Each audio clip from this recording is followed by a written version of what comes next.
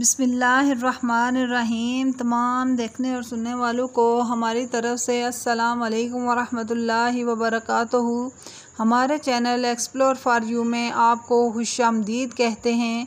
ہمارے channel explore for you کو like کریں، شیئر کریں اور سبسکرائب کریں۔ آج کی اس ویڈیو میں ہم ذکر کریں گے حضرت اسماعیل علیہ السلام کے بارے میں۔ پارہ نمبر 2 سورۃ بقرہ آیت نمبر 246۔ ترجمہ: اے محبوب، کیا تم نے دیکھا بنی اسرائیل کے ایک گروہ کو جو موسیٰ علیہ السلام کے بعد ہوا، جب اپنے ایک نبی سے بولے ہمارے لیے ایک بادشاہ مقرر کر دو کہ ہم خدا کی راہ میں لڑیں۔ نبی نے فرمایا، کیا تمہارے انداز ایسے ہیں کہ تم پر جہاد فرض کیا جائے تو پھر نہ کرو؟ بولے، ہمیں کیا ہوا ہے کہ اللہ تعالیٰ کی راہ میں نہ لڑیں، حالانکہ ہم نکالے گئے اپنے وطن اور اپنی اولاد سے، تو پھر جب ان پر جہاد فرض کیا گیا منہ پھیر گئے، مگر ان میں سے تھوڑے، اور اللہ تعالیٰ خوب جانتا ہے ظالموں کو۔ قوم کے بڑے سرکردہ لوگ ان کے بڑے لوگوں کو ملا، کہنے کی وجہ یہ ہے کہ ان کا رعب دوسرے لوگوں کے سینوں کو بھر دیتا ہے، یا اس کی وجہ یہ تھی کہ وہ دوسروں سے تعاون کرتے تھے۔ موسیٰ علیہ السلام کے بعد یوشع علیہ السلام آئے، جو اللہ تعالیٰ کے احکامات ان میں قائم کرتے رہے اور تورات کے مطابق عمل کرنے کی تبلیغ فرماتے رہے۔ ان کے بعد کالب، اور ان کے بعد حزقیل، اور ان کے بعد الیاس، اور ان کے بعد الیسع علیہم السلام آئے۔ ان حضرات کے بعد بنی اسرائیل پر ان کے دشمن جالوت کی قوم عمالقہ کے لوگ غالب آ گئے۔ اس وقت بنی اسرائیل بحر روم یعنی مصر اور فلسطین کے درمیان رہتے تھے۔ بنی عمالقہ نے ان کے کئی شہروں پر قبضہ کر لیا اور ان کے بڑے بڑے رئیسوں کے بیٹے 440 کی تعداد میں قیدی بنا لیے اور ان پر جزیہ مقرر کر دیا اور ان کی تورات بھی لے گئے۔ اس وقت ان کے کوئی نبی نہیں تھے جو ان کے معاملات کی تدبیر کرتے۔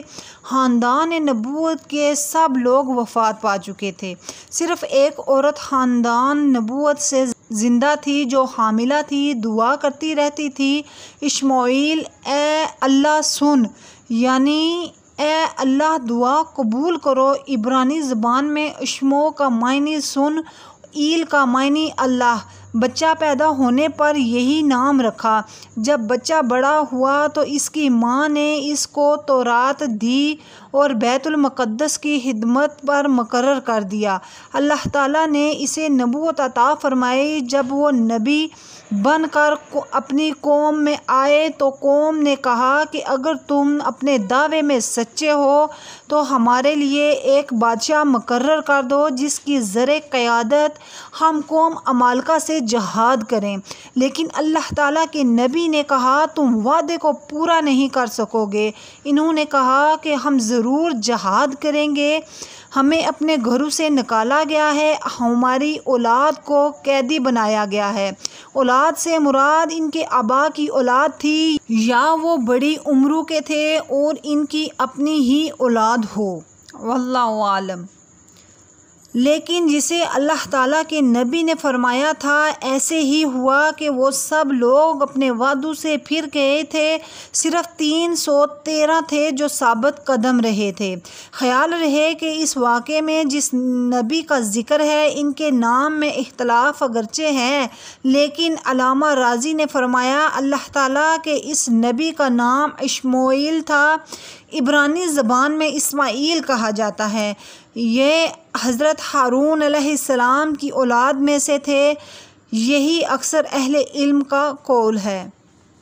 بادشاہ کے لیے طالوت کا انتخاب۔ پارہ نمبر 2 سورۃ بقرہ آیت نمبر 247۔ ترجمہ: اور ان سے ان کے نبی نے فرمایا، بے شک اللہ تعالیٰ نے طالوت کو تمہارا بادشاہ بنا کر بھیجا ہے۔ بولے، اسے ہم پر بادشاہی کیوں کر ہوگی، اور ہم اس سے زیادہ سلطنت کے مستحق ہیں، اور اسے مال میں بھی وسعت نہیں دی گئی۔ فرمایا، اسے اللہ تعالیٰ نے تم پر چن لیا اور اسے علم اور جسم میں کشادگی زیادہ دی، اور اللہ تعالیٰ اپنے ملک جسے چاہے دے، اور اللہ تعالیٰ وسعت والا حکمت والا ہے۔ پہلے انہوں نے خود ہی اللہ تعالیٰ کے نبی سے سوال کیا کہ ہمیں کوئی بادشاہ عطا کریں۔ جب انہیں بتایا گیا کہ اللہ تعالیٰ نے تمہارے لیے طالوت کو بادشاہ منتخب کیا ہے، اب اس کا انکار کرنے لگے کہ یہ کیسے ہمارے بادشاہ ہو سکتا ہے۔ ان کا اسے بعید سمجھنا دو وجہ سے تھی۔ ایک یہ کہ بنی اسرائیل میں نبوت لادی بن یعقوب کی اولاد میں آ رہی تھی، اسی خاندان سے موسیٰ علیہ السلام اور ہارون علیہ السلام تھے، اور بادشاہیت یہودا کی اولاد میں آ رہی تھی، اس خاندان سے داؤد اور سلیمان علیہ السلام تھے۔ چونکہ طالوت ان دونوں قبیلوں میں سے ایک سے بھی نہیں تھے۔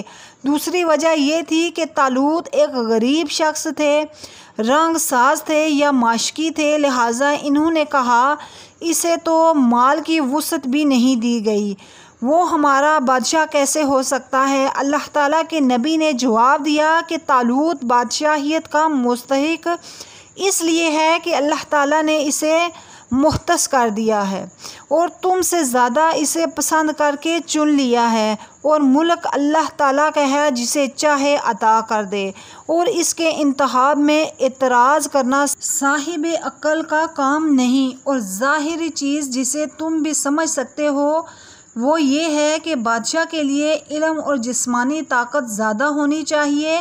یہ دونوں چیزیں طالوت کو تم سے زیادہ حاصل ہیں، اسی وجہ سے وہ بادشاہیت کا مستحق ہوا۔ علم اور طاقت بادشاہیت کے اسباب کیوں؟ علم اور طاقت حقیقی کمالات ہیں، مال اور مرتبہ ظاہری کمالات ہیں۔